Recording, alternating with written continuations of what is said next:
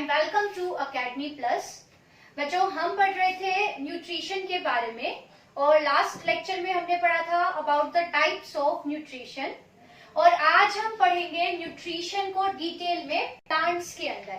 Means how do green plants prepare their food. Okay, तो आपको पता है कि जितने भी ग्रीन प्लांट्स हैं they prepare their food on their own. Means अपना खाना वो खुद बनाते हैं अपनी बॉडी के अंदर। ओके, तो ऐसे जो प्लांट्स हैं या ऐसे जो ऑर्गेनिजम्स हैं जो ऑर्गेनिक मटेरियल अपनी बॉडी के अंदर बनाते हैं, ऐसे ऑर्गेनिजम्स को हम ऑटोट्रॉप्स कहते हैं।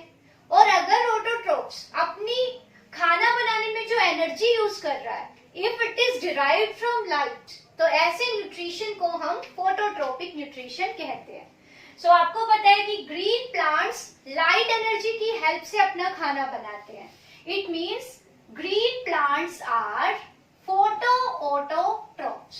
ओके, फोटो ऑटोट्रॉप्स, ऑटोट्रॉप इसलिए बोला क्योंकि ऑर्गेनिक फूड अपने आप बना रहे हैं बॉडी के अंदर और लाइट की हेल्प से बना रहे हैं। फोटो वर्ड का मतलब क्या होता है? लाइट। तो लाइट की हेल्प से खाना बनाने वाले ऑर्गेनिजम्स आर फोटो ऑटोट्रॉप्स। अब इस प्रोसेस में ग्रीन प्लांट्स करते क्या हैं? ग्रीन प्लांट्स इनऑर्गेनिक मटेरियल को, इनऑर्गेनिक रॉ मटेरियल्स को यूज करते हैं। इनऑर्गेनिक रॉ मटेरियल्स जैसे प्लांट्स यूज करते हैं कार्बन डाइऑक्साइड एंड वाटर। तो प्लांट्स ने यूज किया कार्बन डाइऑक्साइड एंड वाटर को और फिर इनको चेंज कर दिया किसमें? ऑर्गेनिक फूड में, such as sugar, for example C6H12O6, this is glucose. और साथ ही इस प्रोसेस के अंदर ऑक्सीजन रिलीज होती है। ओके, तो इस प्रोसेस में हुआ क्या? इनऑर्गेनिक रॉ मटेरियल्स यूज हुए और बन गया ऑर्गेनिक फूड और साथ ही साथ ऑक्सीजन गैस रिलीज हुई। अब इनऑर्गेनिक मटेरियल को ऑर्गेनिक में चेंज करने के लिए जो एनर्जी चाहिए थी, वो एनर्जी कहां से आई? लाइट से। ओके, लाइट से आई एनर्जी। ये लाइट बेसिकली हम बात कर रहे हैं सनलाइट की, क्योंकि sun is the source of light, intense light. लेकिन इसके अलावा artificial light can also be used. So light चाहिए प्लांट्स को, इट मे बी सनलाइट और may be artificial light. So with the help of this light energy inorganic material किस में change हो गया? ऑर्गेनिक फूड में। ओके, तो ये प्रोसेस जिसमें ये inorganic food inorganic raw material organic food में चेंज हो रहा है, ये प्रोसेस होगी कहाँ? ये प्रोसेस होगी in all the green parts of A plant. Plant के जो भी पार्ट्स ग्रीन होंगे, सबसे बड़ा एग्जांपल तो लीव्स का है। Plants have leaves which are green and leaves के अलावा अगर यंग स्टेम है, green tender stem means young stem. जब तक स्टेम यंग है इट मीन्स वहां भी फोटोसिंथेसिस होगी। इसके अलावा जो यंग फ्रूट्स हैं, बिना पके फ्रूट्स हैं, कच्चे फ्रूट्स हैं, जब तक वो ग्रीन है तब तक उनके अंदर भी फोटोसिंथेसिस होगी।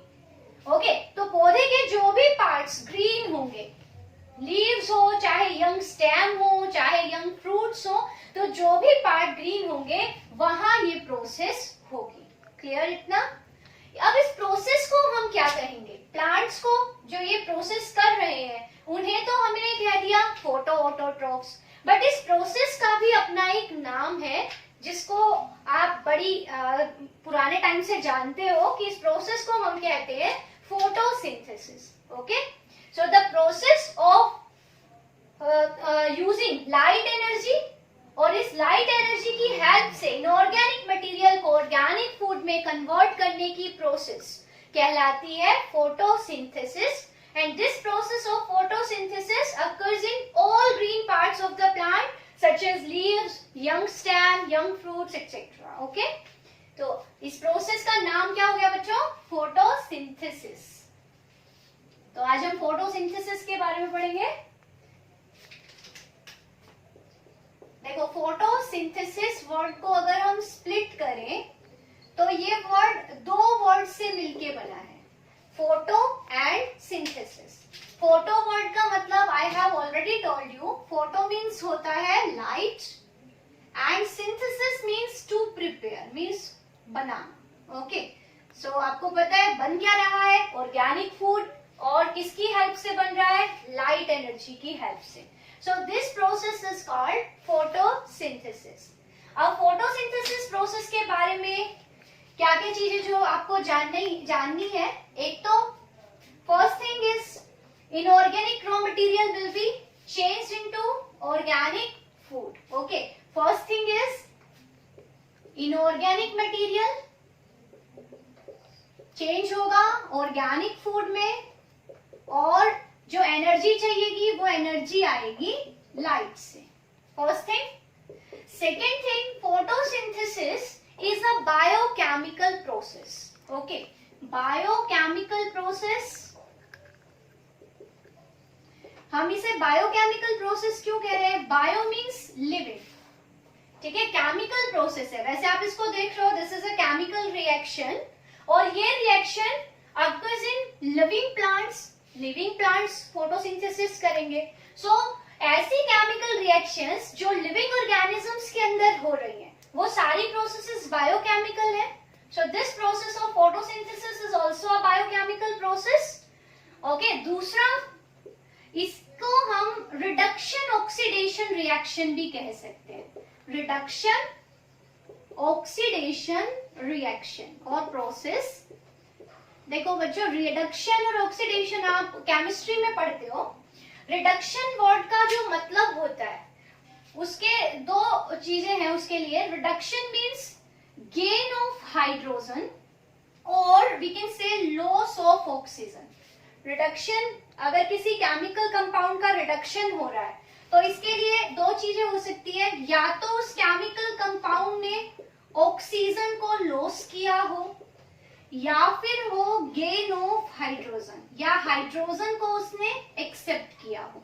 Okay, so reduction means loss of oxygen और गेन ऑफ हाइड्रोजन। इनमें से जो भी फैक्टर है, अगर किसी केमिकल कंपाउंड से हाइड्रोजन लॉस हो रहा है तो हम कहेंगे कि उसका रिडक्शन हुआ है। अगर उसने ऑक्सीजन को उसमें लॉस किया है तो हम कहेंगे कि रिडक्शन हुआ है। सो लॉस ऑफ ऑक्सीजन और gain of hydrogen is reduction, जबकि ऑक्सीडेशन इसका ऑपोजिट है, ऑक्सीडेशन में उल्टा होगा, मीन्स गेन ऑफ ऑक्सीजन।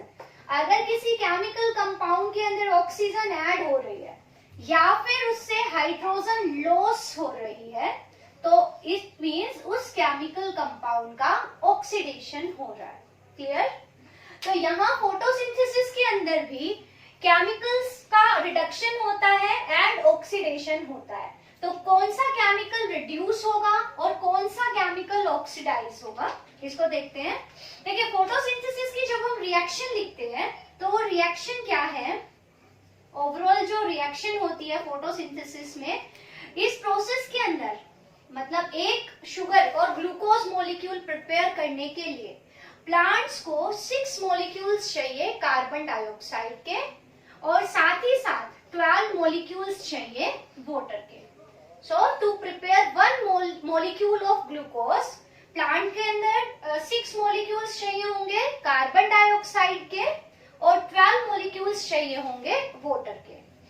अब लाइट की हेल्प से, यहाँ पे होगा लाइट। अब देखिए, लाइट जब आएगी तो प्लांट्स में कुछ ऐसा भी होना चाहिए कि जो लाइट को एब्जॉर्ब कर सके। तो प्लांट्स के अंदर पिगमेंट्स होते हैं, और जो मेजर पिगमेंट्स है ग्रीन प्लांट्स का वो है chlorophyll. Chlorophyll is a pigment है जो कि लाइट को एब्जॉर्ब करता है। तो लाइट जब प्लांट की ग्रीन पार्ट्स में गिरेगी तो ग्रीन पार्ट्स के अंदर एक केमिकल होता है क्लोरोफिल, वो केमिकल लाइट को ट्रैप कर लेगा, मीन्स एब्जॉर्ब कर लेगा, और उस लाइट एनर्जी की हेल्प से होगा क्या, ये जो कार्बन डाइऑक्साइड और वाटर है ये चेंज हो जाएंगे इनटू, यहाँ पे बन जाएगा 1 मॉलिक्यूल ग्लूकोज का, मीन्स C6H12O6, 6 मॉलिक्यूल्स वाटर के बनेंगे नए, और 6 मॉलिक्यूल्स ऑक्सीजन के बनेंगे और ये रिलीज हो गए। ओके, तो यहाँ पे हम ओवरऑल जब रिएक्शन लिखते हैं तो for the synthesis of 1 molecule of glucose how many carbon dioxides are required? 6 molecules. Along with this 12 molecules of water are required and light energy की help से this light energy will be absorbed by chlorophyll pigment. This chlorophyll pigment is present in all the green parts of the plant. जब ये reaction होगी तो इस reaction में जो CO2 है it will be changing into food glucose and along with this 6 molecules water के reform होंगे and 6 molecule oxygen gas के release होंगे. This is the overall reaction of photosynthesis. तो देखिए यहाँ पे रिडक्शन किसका हो रहा है और ऑक्सीडेशन किसका हो रहा है. उससे पहले रिडक्शन के बारे में आपको पता होना चाहिए और ऑक्सीडेशन के बारे में. देखिए जो कार्बन है यहाँ पे वो कार्बन कहाँ से आ रहा है? CO2 से. इट मीन्स CO2 के अंदर हाइड्रोजन ऐड हुआ और ये चेंज हो गया इनटू फूड.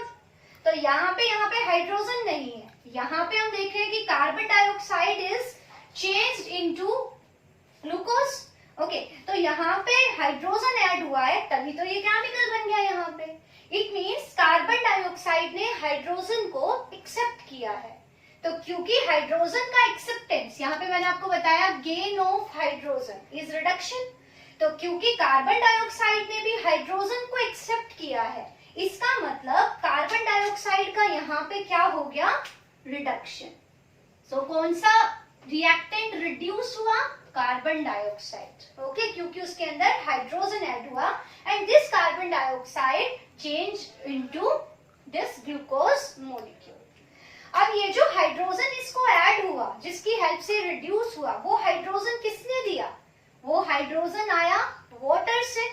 इसका मतलब वाटर ने इसको हाइड्रोजन दे दिया कार्बन डाइऑक्साइड को और ये वाटर से हाइड्रोजन क्योंकि लॉस हुआ है so loss of hydrogen is oxidation. तो वाटर का तो क्या हो गया? ऑक्सीडेशन. और कार्बन डाइऑक्साइड का क्या हो गया? Reduction. So this is overall कैसी रिएक्शन हो गई? Reduction oxidation reaction. ओके, तो यहाँ पे क्या क्या बातें हमने जानी कि during photosynthesis inorganic raw material light energy की हेल्प से चेंज होंगे ऑर्गेनिक फूड में. लाइट एनर्जी में भी सनलाइट और में भी आर्टिफिशियल लाइट. ये एक बायोकेमिकल प्रोसेस है क्योंकि ये लिविंग ऑर्गेनिजम्स में लिविंग प्लांट्स में हो रही है और केमिकल रिएक्शंस है ये. इसमें रिडक्शन होता है कार्बन डाइऑक्साइड का एंड ऑक्सीडेशन होता है वाटर का. ओके, कार्बन डाइऑक्साइड रिड्यूस हो जाती है और इसका कार्बन यहाँ पे ग्लूकोज का स्केलेटन बना रहा है. जो ये शुगर बनी, ये ग्लूकोज बनी, इसका क्या यूज होगा? या तो इसको प्लांट तुरंत यूज कर लेंगे मींस इससे एनर्जी प्रोड्यूस कर लेंगे और जो एक्सेस है मींस जो एक्स्ट्रा मींस जितना भी हम खाना खा रहे हैं सपोज वो पूरे का पूरा इमीडिएटली यूज नहीं हो रहा है. Some of it is stored in our body. Similarly plants भी जो एक्स्ट्रा खाना बनेगा ग्लूकोज बनेगा उसको स्टोर कर लेंगे एंड प्लांट्स जिस फॉर्म में प्लांट्स स्टोर करेंगे वो फॉर्म होती है स्टार्च. तो प्लांट्स क्या करेंगे? ग्लूकोज को एक्स्ट्रा जो ग्लूकोज है उसको चेंज कर लेंगे स्टार्च में. Starch is a polymer of glucose. बहुत सारे जब ग्लूकोज आपस में जुड़ेंगे तो स्टार्च मॉलिक्यूल बनते हैं. सो ग्लूकोज चेंज हो गया स्टार्च में और ये स्टार्च प्लांट्स के अंदर स्टोर. ओके, तो प्लांट्स अपना जो ग्लूकोज है एक्स्ट्रा ग्लूकोज कुछ तो वो एनर्जी के लिए इमीडिएटली यूज कर लेंगे और बाकी जो ग्लूकोज है extra it will be stored in plants in form of starch. Okay, तो स्टोर्ड फूड इन प्लांट्स अगर आपसे पूछे कि what is the form of stored food in plants और we can say reserved food, तो reserve किस फॉर्म में होगा फूड प्लांट्स में? स्टार्च की फॉर्म में. तो most of the plants store their food in form of starch. जबकि एनिमल्स की अगर हम बात करें तो एनिमल्स में, क्योंकि ये एक जनरल सा क्वेश्चन है, एनिमल्स अपना खाना किस फॉर्म में स्टोर करते हैं? एनिमल्स इंक्लूडिंग अस, हम अपना खाना जिस फॉर्म में स्टोर करते हैं that form is glycogen. Glycogen और स्टार्च के स्ट्रक्चर में सिमिलैरिटी होती है these both are polymers of glucose. ये भी बहुत सारे ग्लूकोज के मॉलिक्यूल्स जब आपस में कंबाइन करेंगे तब बनेगा, और स्टार्च भी बहुत सारे ग्लूकोज के मॉलिक्यूल्स जब आपस में कंबाइन करते हैं तभी बनता है। ओके, तो stored food in plants is starch. तो अब हमने यहाँ पे पढ़ लिया फोटोसिंथेसिस, इनऑर्गेनिक मटेरियल लाइट की हेल्प से ऑर्गेनिक फूड में चेंज हो जाएगा। इनऑर्गेनिक मटेरियल जो प्लांट्स यूज करेंगे वो है कार्बन डाइऑक्साइड एंड वाटर, और लाइट की हेल्प से लाइट को एब्जॉर्ब करेगा chlorophyll which is present in green cells of the plant, and these inorganic raw materials will be changed into glucose and new water molecules will be formed. Along with this oxygen will be released. Okay, तो ये हमारा एक brief discussion रहा photosynthesis के बारे में। अब हम आगे देखें इसको। तो क्वेश्चंस आपसे किस तरह पूछा जा सकता है कि एक तो आपसे पूछा जा सकता है what are the requirements for photosynthesis, means photosynthesis के लिए क्या क्या चीजों की जरूरत पड़ती है। तो हमने यहाँ पे पढ़ा 4 चीजें चाहिए फोटोसिंथेसिस के लिए। सो रिक्वायरमेंट्स क्या क्या हो गई फोटोसिंथेसिस के लिए, रिक्वायरमेंट्स। ओके, तो रिक्वायरमेंट्स में हमें चाहिए रॉ मटेरियल्स फर्स्ट। तो रॉ मटेरियल्स, अगर आपसे सिर्फ रॉ मटेरियल्स पूछा जाए तो आप कार्बन डाइऑक्साइड एंड वाटर का नाम ले दोगे।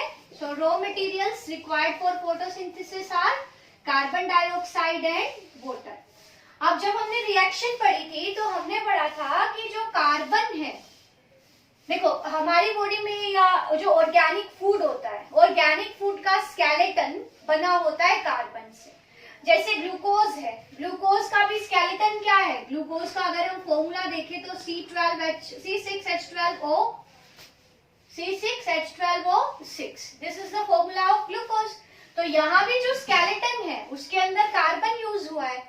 तो कार्बन का जो सोर्स है फोटोसिंथेसिस में, फूड बनाने में जो कार्बन चाहिए, वो कार्बन कहाँ से आया, कार्बन डाइऑक्साइड से। ओके, तो कार्बन डाइऑक्साइड जब रिड्यूस होगा, हमने अभी पढ़ा था, इसके रिडक्शन के बाद ये फूड बना लेगा। तो इट मीन्स जो कार्बन है, कार्बन कौन प्रोवाइड करेगा, कार्बन डाइऑक्साइड। ओके, अब इसके रिडक्शन के लिए जो हाइड्रोजन चाहिए, वो हाइड्रोजन कहाँ से आएगा, वाटर से। तो जब ये फोटोसिंथेसिस होगी तो वाटर मॉलिक्यूल स्प्लिट हो जाएंगे और इस प्रोसेस के अंदर 2 hydrogen 2 electrons plus half molecule of oxygen release होगा। देखिए आपको पता है ये 2H लिख सकती हूँ मैं इसको, तो 2H यानी 2 हाइड्रोजन के न्यूक्लियस प्लस 2 इलेक्ट्रॉन। इसको मैं इस फॉर्म में भी लिख सकती हूँ क्योंकि जब प्रोटॉन इलेक्ट्रॉन मिलेंगे तो ये एटम बनेंगे। तो 2 हाइड्रोजन किससे बने होंगे, 2 हाइड्रोजन न्यूक्लियस और प्रोटॉन्स प्लस 2 इलेक्ट्रॉन्स।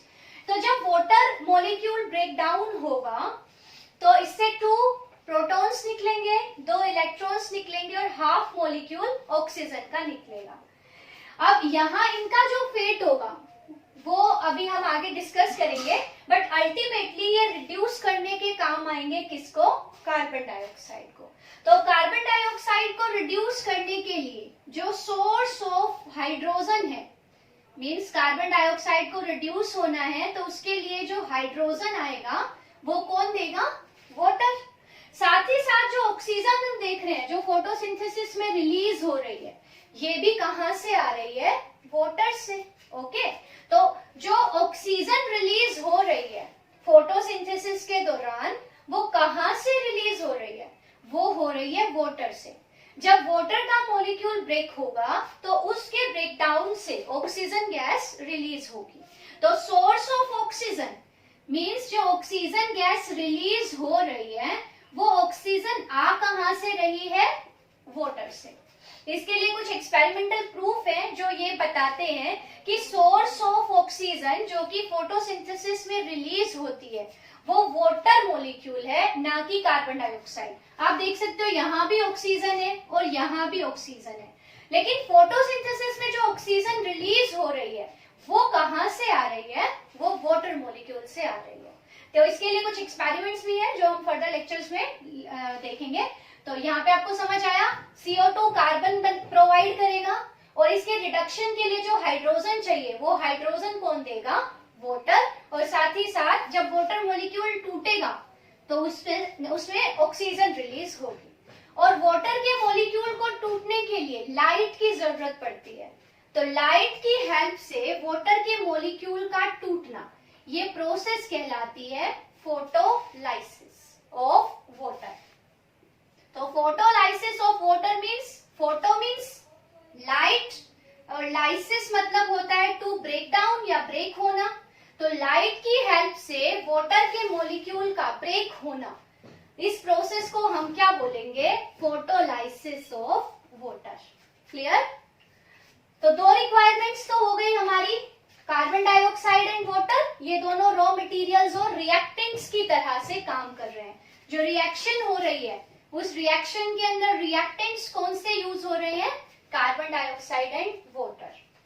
इसके अलावा क्या चाहिएगा? Source of energy, and source of energy कौन होता है फोटोसिंथेसिस में? लाइट। अब लाइट मैंने आपको बताया कि जनरली सनलाइट यूज होती है, but artificial light can also be used. तो लाइट इज सोलर लाइट और सनलाइट। यहाँ पे हम सनलाइट की बात करते हैं। अब देखो सनलाइट है क्या? सनलाइट इलेक्ट्रोमैग्नेटिक रेडिएशंस है, और आपने पढ़ा होगा कि जो सनलाइट है उसमें अलग अलग वेवलेंथ की रेडिएशंस होती है। जैसे सनलाइट के अंदर गामा रेज होंगी, एक्स रेज होंगी, अल्ट्रावायलेट रेडिएशंस होंगी, इंफ्रारेड रेज होंगी, विजिबल रेज होंगी, विजिबल रेडिएशंस होंगी। तो फोटोसिंथेसिस के लिए जो लाइट प्लांट्स को चाहिए वो कौन सी होगी? वो वही लाइट होगी जो क्लोरोफिल और जो पिगमेंट्स है वो एब्जॉर्ब कर पाएंगे। तो फोटोसिंथेसिस के दौरान जो मेजर पिगमेंट प्लांट्स यूज हो रहा है वो कौन सा है? क्लोरोफिल। और क्लोरोफिल जिस लाइट को एब्जॉर्ब करेगा, देखो क्लोरोफिल अल्ट्रावायलेट रेडिएशंस को एब्जॉर्ब नहीं करेगा, एक्स रेज को एब्जॉर्ब नहीं करेगा, गामा रेज को नहीं करेगा, अल्ट्रावायलेट रेडिएशंस को नहीं करेगा। तो जो लाइट फोटोसिंथेसिस में यूज होगी वो होगी जो क्लोरोफिल एब्जॉर्ब कर पाए, और वो जो लाइट है उसकी वेवलेंथ होती है 400 टू 700 नैनोमीटर। याद रखना है कि जो लाइट फोटोसिंथेसिस में यूज होती है वो लाइट की वेवलेंथ 400 नैनोमीटर से 700 नैनोमीटर के बीच में वेरी करती है, मतलब रेंज इसकी इतनी है।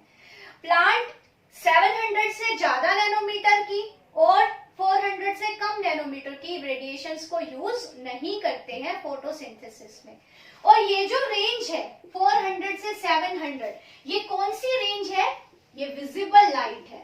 जो आप 7 कलर्स की लाइट पढ़ते हो जिसमें ह्यूमन आईज हम देख सकते हैं, वो रेडिएशंस विजिबल रेडिएशंस है, और उसी रेंज में प्लांट्स फोटोसिंथेसिस भी करते हैं।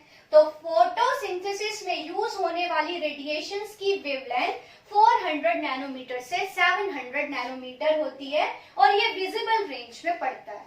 और ये जो रेडिएशंस हैं जो फोटोसिंथेसिस में यूज हो रही हैं, इन्हें हम कहते हैं photosynthetically active radiations. Photosynthetically active radiations, और शॉर्ट में हम इनको लिख देते हैं PAR, photosynthetically active radiations. Okay, तो लाइट के बारे में आपको इतना ही याद करना है कि लाइट एनर्जी सनलाइट होगी, और जो वेवलेंथ प्लांट्स फोटोसिंथेसिस में यूज करेंगे वो विजिबल रेंज में पड़ती है, और ये वेवलेंथ होती है 400 से 700 नैनोमीटर के बीच में। और इस रेंज को जिसको प्लांट फोटोसिंथेसिस में यूज कर रहे हैं, इन्हें हम कहते हैं फोटोसिंथेटिकली एक्टिव रेडिएशंस। क्लियर इतना? अच्छा, इसमें भी देखो आपने पढ़ा विजिबल रेडिएशंस में भी 7 कलर्स है, विबग्योर। ओके, जो आप ये पढ़ते हो VIBGYOR, ये 7 कलर्स हैं जिनसे हमारी व्हाइट लाइट बनती है, violet, indigo, blue, green, yellow, orange and red. Okay, तो प्लांट जो सबसे ज्यादा फोटोसिंथेसिस जिस रेडिएशंस में मैक्सिमम होगा, मींस जो मोस्ट एफिशिएंट लाइट है फोटोसिंथेसिस में, वो कौन सी होगी? Blue and red. ओके, तो फोटोसिंथेटिक जो फोटोसिंथेसिस है उसका रेट मैक्सिमम होगा ब्लू एंड रेड रेडिएशंस। मतलब ब्लू लाइट और रेड लाइट अगर आप प्लांट को दोगे तो फोटोसिंथेसिस अपने मतलब फास्ट रेट पे होगा। ओके, तो most efficient light blue and red होती है क्योंकि क्लोरोफिल इन्हीं रेडिएशंस को सबसे ज्यादा एब्सॉर्ब करता है। तो मोस्ट एफिशिएंट रेडिएशंस है ब्लू एंड रेड, अदरवाइज 400 से 700 नैनोमीटर के बीच में सारी radiations can be used. Okay, जो फोर्थ रिक्वायरमेंट रही हमारी वो क्या है? क्लोरोफिल। तो जो लास्ट रिक्वायरमेंट है वो हमने कहा पिगमेंट्स है। अब देखो आप पढ़ोगे कि पिगमेंट जो मेजर पिगमेंट है वो तो है क्लोरोफिल, जो ग्रीन कलर्ड पिगमेंट है, बट क्लोरोफिल के अलावा कुछ दूसरे पिगमेंट्स जैसे कैरोटीनॉइड्स वगैरह वो भी हेल्प करते हैं क्लोरोफिल की फोटोसिंथेसिस में। तो ये जो पिगमेंट्स है क्लोरोफिल के अलावा ये हो गए एक्सेसरी पिगमेंट्स जो फोटोसिंथेसिस में हेल्प करते हैं, बट मेजर जो हमारा रोल रहेगा वो रहेगा क्लोरोफिल का। ठीक है, अब जो क्लोरोफिल है वो कहाँ पे प्रेजेंट होगा? तो अगली जो रिक्वायरमेंट है हमारी फोटोसिंथेसिस की वो है पिगमेंट्स। तो पिगमेंट जो यूज होगा फोटोसिंथेसिस में, मेजर रोल आप पढ़ते हो क्लोरोफिल का, बट आपने ये भी याद रखना है कि क्लोरोफिल के अलावा प्लांट्स में और भी पिगमेंट्स होते हैं लाइक कैरोटीनॉइड्स जो कि फोटोसिंथेसिस में हेल्प करते हैं, लेकिन मेजर रोल क्लोरोफिल का होने के कारण ये तो हो गया हमारा मेजर पिगमेंट, और जो बाकी पिगमेंट्स हैं उनको हम कहेंगे एक्सेसरी पिगमेंट्स। अब क्लोरोफिल कहाँ प्रेजेंट होगा? तो क्लोरोफिल प्रेजेंट होगा प्लांट्स के ग्रीन पार्ट्स में। इन ग्रीन पार्ट्स की सेल्स के अंदर ग्रीन कलर्ड प्लास्टिड प्रेजेंट होगा, and green coloured plastid is chloroplast, और क्लोरोप्लास्ट के अंदर प्रेजेंट होंगे क्लोरोफिल मॉलिक्यूल्स। ओके, क्लोरोफिल का फंक्शन है लाइट एनर्जी को एब्सॉर्ब करना और इसका कन्वर्जन करना इनटू केमिकल एनर्जी। तो ये बात यहाँ पे याद रखनी है कि ड्यूरिंग फोटोसिंथेसिस लाइट का कन्वर्जन होगा इनटू केमिकल एनर्जी। तो एनर्जी ट्रांसफॉर्मेशन की हम बात करें, एनर्जी ट्रांसफॉर्मेशन, तो फोटोसिंथेसिस के दौरान कौन सी एनर्जी किस टाइप की एनर्जी में ट्रांसफॉर्म होगी?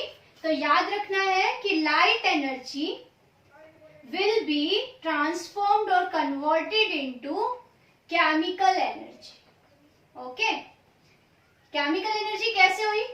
जैसे आप ये ऐसे समझो इसको, हमने कहा C6 खाना बनेगा, उसके अंदर 6 कार्बन के एटम्स हैं, तो ये ऐसे जुड़े होंगे, 6 carbon atoms are joined together by these bonds, और ये जो बॉन्ड्स हैं इन बॉन्ड्स को बनने के लिए एनर्जी चाहिए। वो एनर्जी कहाँ से आ रही है? लाइट से। तो लाइट की जो एनर्जी थी वो इन केमिकल्स के अंदर स्टोर हो गई। ओके, और जब हम खाना खाएंगे, जब ये टूटेंगे केमिकल्स, तो इनके अंदर इन बॉन्ड्स में जो एनर्जी है वो रिलीज हो जाएगी। तो इट मीन्स प्लांट ने लाइट एनर्जी को लिया और उसको इन केमिकल्स के अंदर स्टोर कर दिया। So light energy is getting converted into chemical energy, and this is energy transformation during photosynthesis. Clear? तो यहाँ पे 4 रिक्वायरमेंट्स हो गई फोटोसिंथेसिस की। अब जो अगला हम अपना लेक्चर पढ़ेंगे उसमें हम पढ़ेंगे कि प्लांट CO2 कैसे ऑब्टेन करेंगे, वाटर कैसे ऑब्टेन करेंगे, और साथ ही साथ हम फोटोसिंथेसिस का डिटेल मैकेनिज्म मींस फोटोसिंथेसिस कहाँ होता है वो हमने पढ़ा क्लोरोप्लास्ट में। अब क्लोरोप्लास्ट के स्ट्रक्चर के बारे में और फोटोसिंथेसिस की फर्दर डिटेल्स हम अपने नेक्स्ट लेक्चर में पढ़ेंगे। तब तक के लिए आपको ये पूरा रिवाइज करना है। Thank you, have a nice day.